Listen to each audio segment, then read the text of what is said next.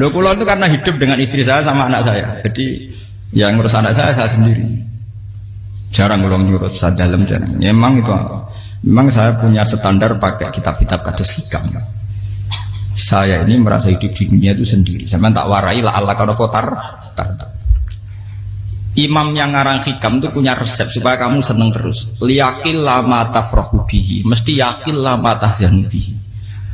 Usahakan sedikit sekali apa yang bikin kamu seneng, maka akan sedikit sekali yang bikin kamu susah. Jadi misalnya kula nih, jadi kiai misalnya cari wong ya kula kiai wong alim. Jelas nak ngalime ngalim, nak kiai rapati ya, nak ngalime jelas. Tapi nak kiai rapati. Nah, kan kiai tapi ra ngalim. Nah, kula nak darani wong alim malah muni ya jelas. Nak kiai rapati ya, kula rapati nurut tapi aturan masyarakat rapati napa. Nah, sampean kiai tapi ora napa ngalim. Ya beda. Ndak ini memang bedanya jauh. Ya mungkin lebih kiai sampean gimana? Cara derdek-derdek donga meyakinkan sampean. Tapi cara artine donga piye paham kula. Lha boten iki nyata, sampean rasa tersinggung. Napa barang-barang napa? Nyata. Nah, kalau sering ditakoki kiai-kiai masalah resepnya apa jenis? Konjinan rata susah, dal kita rata wiridan, rata mohon sisip. Resepnya ilmu itu gini kata hikam. Ulama yang kayak hikam tuh pernah ngarang kitab tuh saking syukurnya, entah saking angkuhnya, terserah ngomentari. Kamu harus yakin bahwa di sisa hidup Anda itu tidak akan maksiat lagi. Sehingga kalau kamu ditakdir maksiat, anggap saja akhiru maksiatin kudirat alika. Anggap itu yang siapa yang menganggap mohal bahwa dia tidak akan dosa sampai mati, berarti menganggap Tuhan itu lemah. Karena cara berpikir kita kan bayangkan hidup itu 40 tahun lagi. Misalnya saya sekarang umur 40, bayang urip kadang 4 tahun meneh. Sampean misalnya umur selawe, bayang selawe tahun meneh. Sehingga menganggap dalam durasi selawe tahun kok orang maksiat kan mohal. Apalagi sampai sudah tahu maksiat itu bakat tempah. Ya maksiat ya kelas-kelasan, nak bikin pacaran. Nak wong iso mau mah yo nakal, nak sing setengah soleh ya berbau proposal ya sesuai kontaknya dhewe-dhewe. Itu kan urusan masing-masing. Ya itu kan urusan masing. Wae wakisabu ala wa ngono ora ana sing roh wae wakisabu ala. Ngrobongan wali songo, mbok kangen wali songo, mbok golek selisih wawahu napa alam. Sing roh pangeran piyam. Mbok kangen wali, mbok golek selisih margin. Niku pokoke wawahu napa ya itu kan urusan jenengan mbek pangeran to, mboten urusan kula. Tapi tetap saya sebagai ulama mengingatkan, niat itu ditoto. Begini, ulama dulu tuh ngitung hidup itu hanya 2 menit 2 detik. Sehingga dia ya gampang saja. Kayak imam, kayak kanjeng Nabi itu, ya Rasulullah kenapa tidak menyediakan makan untuk besok? Loh, saya itu tidak yakin kalau hidup saya sampai besok. Ya sudah begitu cara, ya sudah tenang saja. Kalau sampean kan bayangkan hidup 4 tahun lagi, 5 tahun lagi, sehingga arah mangan ya wedi tenan. Padahal bolak-balik zaman cilik arah mangan tetap wedi. Jadi cara berpikir Nabi itu begitu. Begitu juga cara pikir sahabat, cara pikir ulama-ulama yang waras itu begitu. Loh, saya itu pernah melarat di Jogja, zaman pertama merantau. Itu kalau santai saya bilang, Gus kok tidak punya beras, tapi apa yakin nak sesuk urip Pak? Kowe buta mangan sesuk, anak sesuk ijek napa? Cara berpikir ulama itu begitu. Sehingga melihat maksiat juga gitu. Alhamdulillah aku ijek urip 1 detik, 2 detik, 2 menit. Sehingga hidup.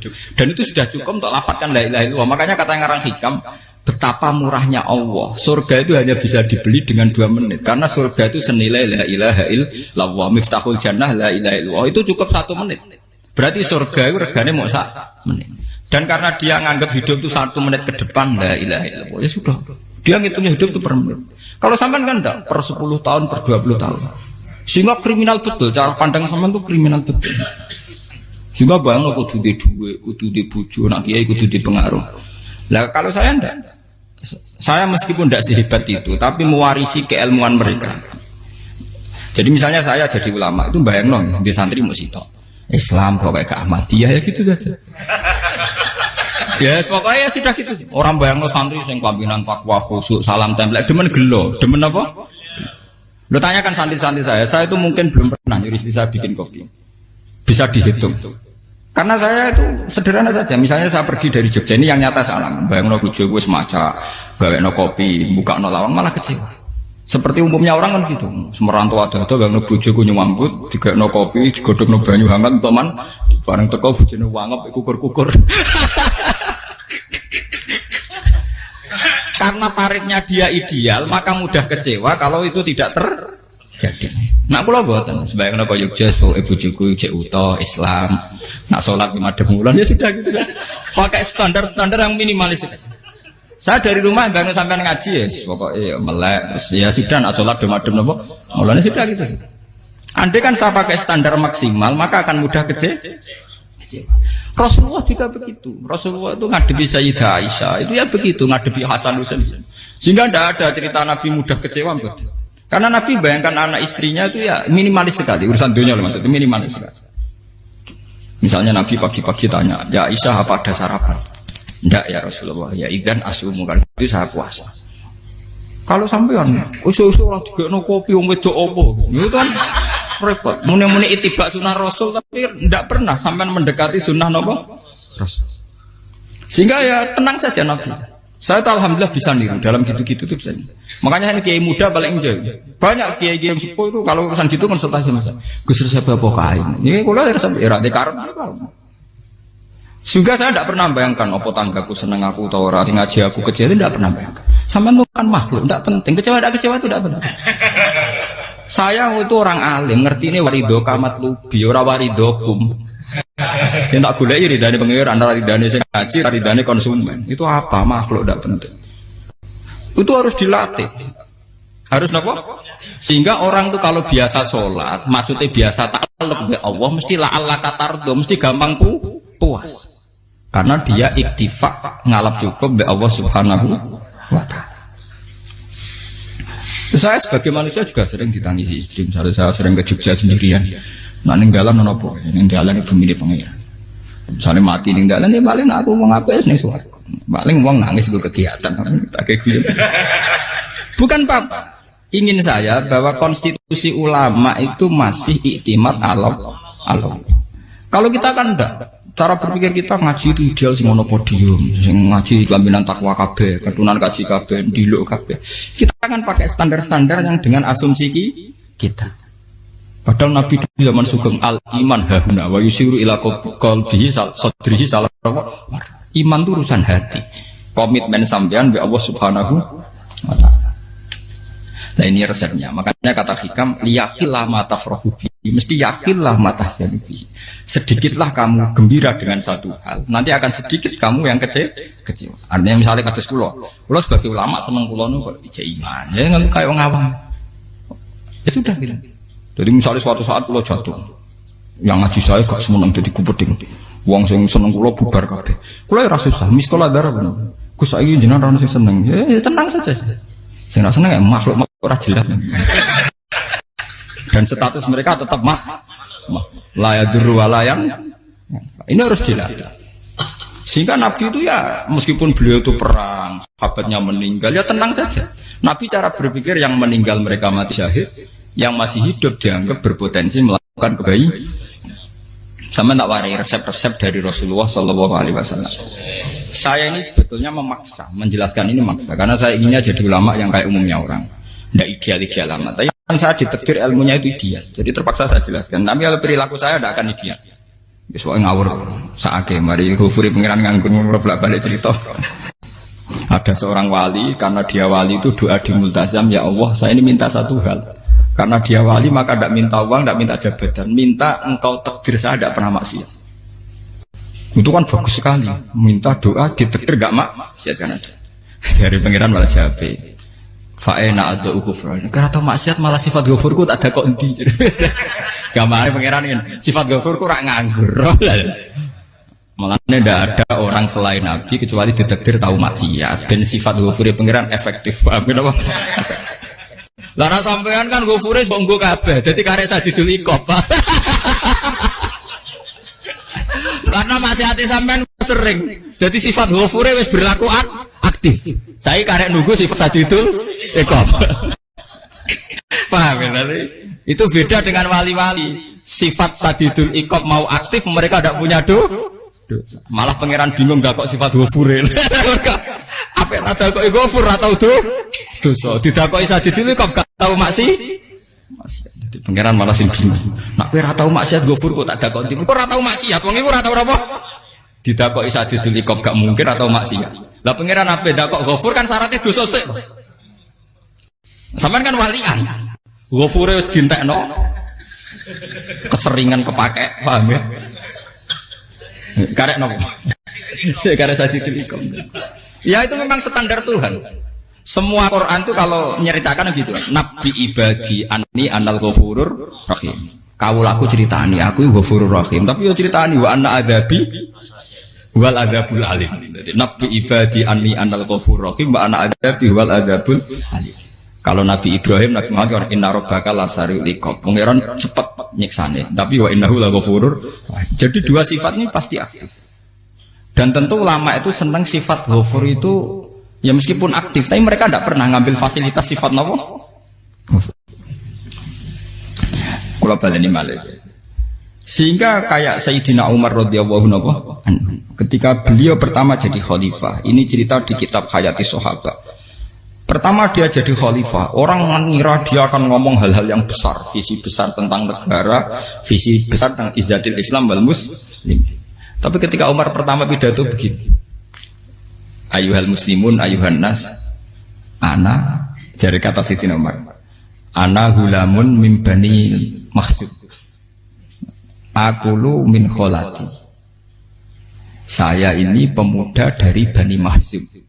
Kecil saya bisa makan karena bulik-bulik saya punya kebun kurma yang kalau saya memanen diopahi beberapa biji dan itu menjadi kuti wahayati, menjadi saya bisa hidup. Terus wassalamualaikum warahmatullahi wabarakatuh. Orang itu penasaran semua. Orang jadi khalifah pertama dibenem jadi amirul mukminin, pidatonya ngenang masa kecilnya ra kelar mangan, kelare mangan mergo buruh bulike. Paham ya? Ngondoh kurma terus dikai tamarotin, beberapa kurma sing dadekno iso. Dan itu saya pakai sampai ketemu Allah Subhanahu wa taala saya pakai. Misalnya sekarang saya mulya, misalnya kalau dibilang mulya ya ana sing nyucup, ana sing husnudzon, ana sing hormat ya macam-macam sawangane. Itu bodoh sekali kalau saya menikmati itu, bodoh sekali.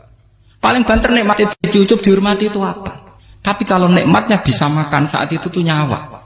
SBY jadi presiden prestasi, Gus Dur jadi presiden prestasi, tapi umpama presiden tetap mangan. Prestasi tertinggi ada bisa makan selisat dirumki gojo-gonyo. Makanya Umar mengingatkan, sebetulnya nikmat tertinggi saya itu tidak saat saya jadi khalifah, saat itu kok aku iso mangan, cara gak aku mati. Paham ya? Jadi itu luar biasa. Kita ini kan menjadi angkuh karena ngitung nikmat itu yang besar-besar, punya prestasi, punya. Kalau saya enggak ngitung nikmat ya kelar mangan gak mati, kan gampang. Sehingga saya tidak mudah kecewa karena tarifnya minimalis, gak gampang apa? Jadi misalnya kalau kapan-kapan kok berhubung, Gus ini Tuhan rasanya jangan ngeten-ngeten. Oh makhluk itu ya gak apa-apa. Kalau di status kiai kan seakan-akan ngomongnya sakral, seakan-akan mandi. Tapi nak tak status, oh makhluk itu ngomong-ngomong ya sudah kan. Menjadi kan sudah distatuskan sebagai apa? Makhluk. Tentu makhluk statusnya la yadurru wala yanfa. Di sini ini penting. Orang-orang ahli tauhid tentu tidak punya kesusahan. Innalladzina qalu rabbuna wa tsummas taqamu. Itu mesti tidak ada kesusahan sama sekali. Misalnya ulama-ulama dulu mau mati, ya tenang saja. Mati kedua itu mati paling menantang ya, menyenangkan sekali. Karena mati yang seru itu mati zaman Al-Adam. Misalnya saya kelahiran tahun 70. Tahun 40-50 kan belum ada saya. Itu mati yang sejati karena Al-Adam. Kenapa? Al-Adam tidak ada.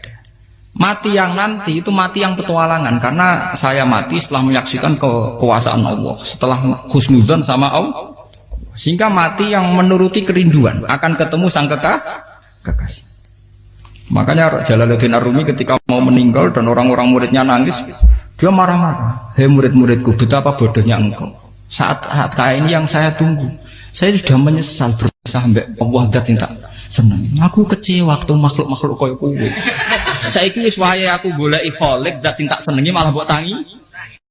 Cuk bodhone kuwe. Saat-saat sing tenteni malah mbok tantang. Betapa aku lamanya menunggu kematian ini. Mergo hidup itu keterpisahanku mbek Allah, kemen ketemu kowe. Malane Jalaluddin Rumilah yang mengistilahkan mati itu malam pengantin. Makanya fal'an awanus sirok minkum wa awan wisol habibi. Ini saat yang indah karena ketemu dengan berpisah dari makhluk-makhluk yang tidak penting menuju sama habibi kekasihku. Jadi dia misalkan mati itu malam pengantin. Semenjak istilah itu populer sehingga di Jawa ana ngipi dadi nganten takwilane mati. Itu filosofi sufi, ya filosofi napa? Lah niku tenan. Begitu juga sahabat-sahabat dulu. Bilal mau meninggal, anaknya udah nangis. Bilal lagu ya. Ditanya sama anaknya, kenapa anak-anak kamu nangis? Dan jenengan badhe kapundhut. Aku malah seneng nang mati. Hudan nalqal akhibah Muhammadan wa hisbah.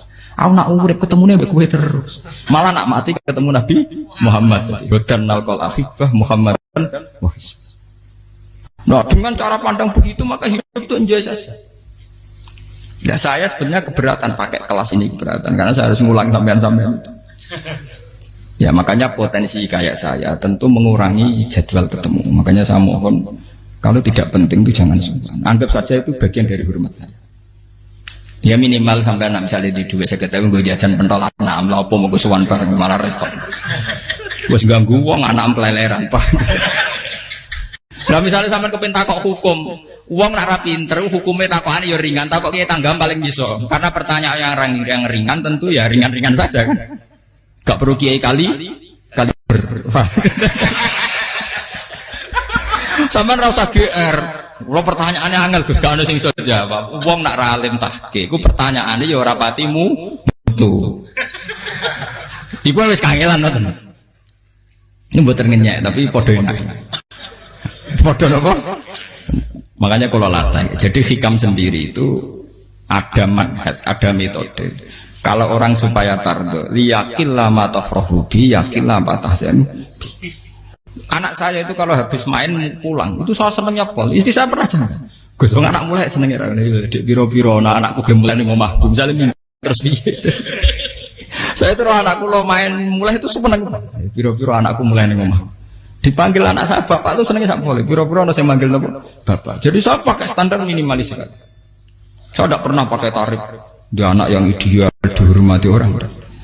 Sampai anakku sujud nih pangeran, ngerti pentingnya mau tasbih. Makanya anak saya tak namakan tasbihah semua. Itu ya sudah selesai. Saya tidak pernah bayangkan anak saya jadi kayak besar dihormati jemput.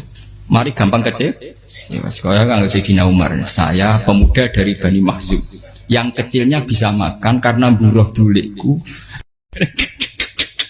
Akal tuh tamarot. Wah itu saya baca tuh nangis betul. Betapa hebatnya Sayyidina Umar. Mengingatkan ulang bahwa nikmat tertinggi itu ya makan. Karena makan kaitannya nyawa. Orang jadi bupati, enggak jadi bupati tetap makan. Jadi kalau ngatain saya tarifnya minimalis sekali. Nah, kalau orang sudah makan gitu, lah Allah kata mudah sekali. Tapi kalau sampai tarifnya ideal harus di mobil, kudu sangune akeh. Masuk gue mobil gak sanggup akeh. Barang gue sanggup akeh, kudu gue penderek. Masuk kiri lu juga kok tanpa apa? Penderek. Penderek maju. Masuk orang kena dikeloli, jadi malah repot. Akhirnya gue mau ngayu. Harus selingkuh dari sing itu perkara menang.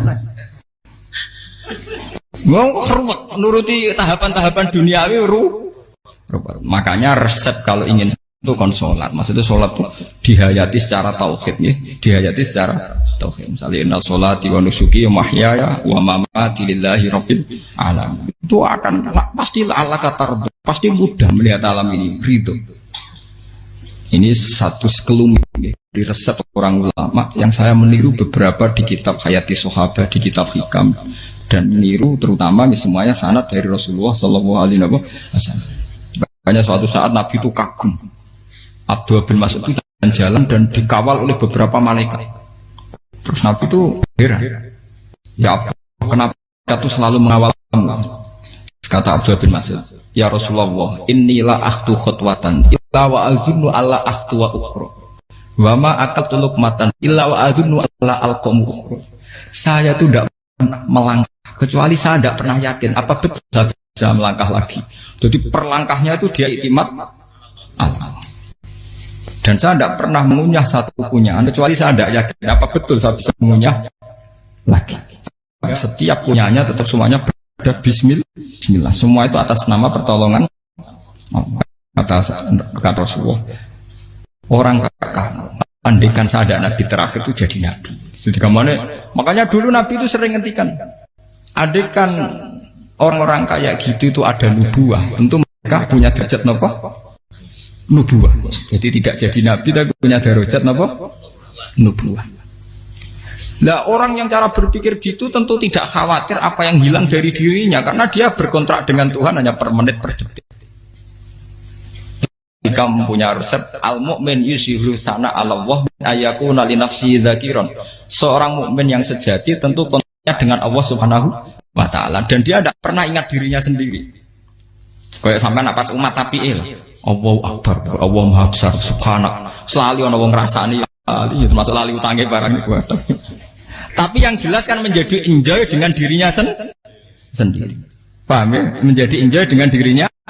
Karena dia tidak sering punya kontrak dengan makhluk. Nah ini maksudnya Allah kamu. Janganlah Allah kata kamu pandang. Apa nak sholat terus kabul kajar. Apa nak sholat terus untuk duit ya ber. Karena cara pikir iso aja nak duit ya. Dan ini resep ya. Dan resep ini dari ulama-ulama yang istinad ila Rasulullah Shallallahu Alaihi Wasallam. Karena kalau Nabi itu memang cara pandang. Aisyah itu pernah ditanya. Ya Aisyah, saya ini ingin makan. Apa yang dari sahabat ini masih? Wah ya Rasulullah sudah habis karena tak kasihkan tetangga. Itu Nabi tidak marah-marah, malah bilang, kamu benar Aisyah. Biru yang kamu kasihkan tuh yang masih. Kau nak daging dipangan dewe kadang nuruti nafsu. Nak dikekno wong sudah kau nuruti perintah pengen. Jadi kanjeng Nabi beneran Aisyah. Daging ngejek. Mau kalau nanti yang malah ijek. Sing bogo sudah kau malah sing ijek. Cara berpikir Nabi itu begitu. Tapi tahu-tahu disederhanakan sunnah Nabi ya serbanan. Lah itu kan ya memang itu bagian dari sunnah Nabi, tapi sunnah seharga 10.000. Paham ya? Ya monggo mawon sampean sunnah Nabi serbanan gitu, tapi itu sunnah yang bisa dibeli dengan murah. Hakikatnya sunnah Nabi itu rata-rata bentuknya perilaku, napa? Sampeyan delok dawuh Aisyah tengene tiba berjanji kana khuluquhul Qur'an wa shimatuhul ghufran yansahu lil insan wa yafsahu fil ihsan wa ya'fu 'anil dzambi idza kana fi haqqihi wa sababi. Kana khuluquhul Qur'an, Nabi ku akhlak dasare wis kaya Qur'an plek. Urusane akhlak. Wa shimatuhul ghufran, ciri utama sifatnya Nabi gampang nyepuro. Yansahu lil insan. Dan Nabi punya niat baik pada seluruh manusia. Wa yafsahu fil ihsan, sering melakukan ihsan. Lah nek sunah Nabi ngoten kan luwih sering kula Quran ya wis hafal mulang. Wasimatu kufran kula gampang nyebut sampean ngaji angop ya ora tau tamu. Yang sahulil insan kula bedina nate tiyang mulang. Wa yafsahu fil ihsan tak ge gampang. Kula mulang ora tau. Itu sakmene kudu podium kudu wong dilo ya ora. Pokoke anggere kiamat dia ya madhep mulon ya sudah. Loh itu kan dawuh Aisyah ketika ditanya kaifa kana khuluqu Rasulillah. Dan itu semua dijawab oleh ahwal, oleh sebuah perilaku. Tidak ada Aisyah jawab nganggo atribut.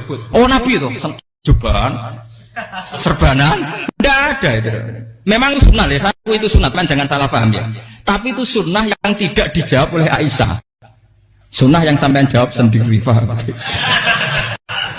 Aisyah yang istrinya Rasulullah ketika ditanya kaifa kana khuluqu Rasulillah, beliau jawab kana khuluquhul Qur'an wa simatuhul ghufran yansahu lil insan wa yafsahu fil ihsan.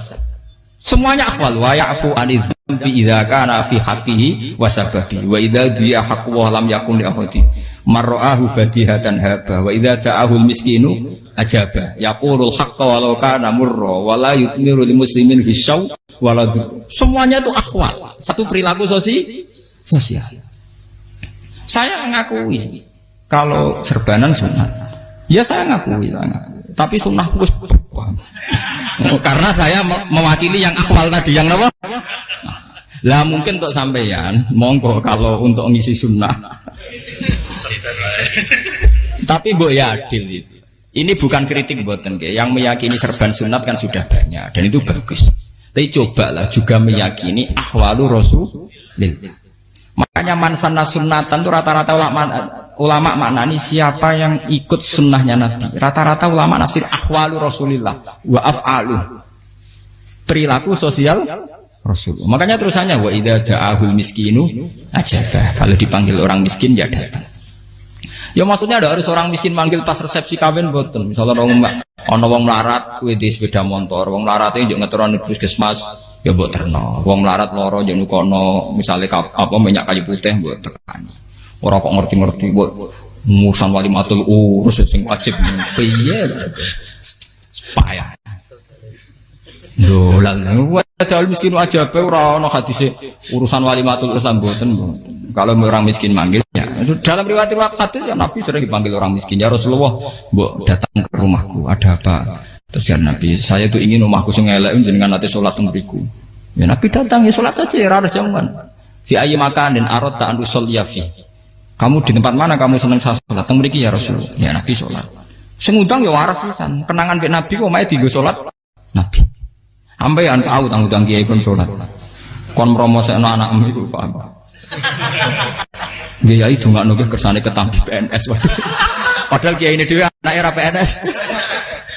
Kalau dulu kan sahabat ngundang Nabi itu ya gitu. Ya Rasulullah, saya itu ingin sekali engkau sholat di rumahku, fa'takhidahu musallan. Kemudian tempat yang pernah engkau sholati mau tak pakai musola pribadi. Makanya masjid kiblat itu rumahnya sahabat. Karena dulu Nabi pernah sholat di satu tempat. Adalah ono perintah tahlilul kiblat itu di rumahnya sahabat. Itu sahabat dulu itu kalau ngaturin Nabi itu kenanya ingin Nabi pernah sholat di situ. Nah, ilmu ngeten ini mentek. Ya untungnya enten kula. Jadi ono sing eling-eling ya, Bang. Teman-teman kudu syukur ya. Artinya syukur ya. Orang kayak saya itu tidak usah sampean dikte-dikte ngikuti hukum adat. Kalau ngoten sampean gelo mergo kula ora iso teko, kula ya gelo perkarane ulama kok mbok atur. Makanya saya sering guyon cerita saya itu kalau di pasar Pandangan dulu tuh anyaran boyong sering di pasar ditanya sama Gus wong alim kok di pasar. Piye? Aneh to. Ya aneh kuwi. Aneh piye? Bodhonya wong alim. Kadang masyarakat tuh tidak sadar keanehan dirinya sendiri. Mereka enak saja merasa kalau orang alim ke pasar itu aneh. Mereka tidak sadar orang bodohnya wong alim ya aneh. Enak saja mereka mikir sepi. Faham ini supaya sampean Allah kan apa tar. Makanya untuk Rasulullah, Nabi itu sering ngendikan nek ana tamu hormati. Tapi etika mertamu di Rasulullah itu walakin idza du'aitum. Mertamu Nabi itu nunggu ditimbali. Walakin idza du'itum du'iya mabni majhul. Ketika kamu ditimbali jadi ya ayyuhalladzina amanu la tadkhulu buyutan nabiyyi illa ayyudzana lakum. Jadi untuk sowan Nabi itu nunggu dipang. Meskipun sahabat tuh rindu Nabi, tidak berani sowan ke dalamnya Nabi. Kalau ingin ketemu Nabi dibarengno pas sholat jamaah, karena Nabi pasti keluar di mas. Andai kan Nabi nerima tamu di rumah, ora sida dadi Nabi. Amen nampa tamu.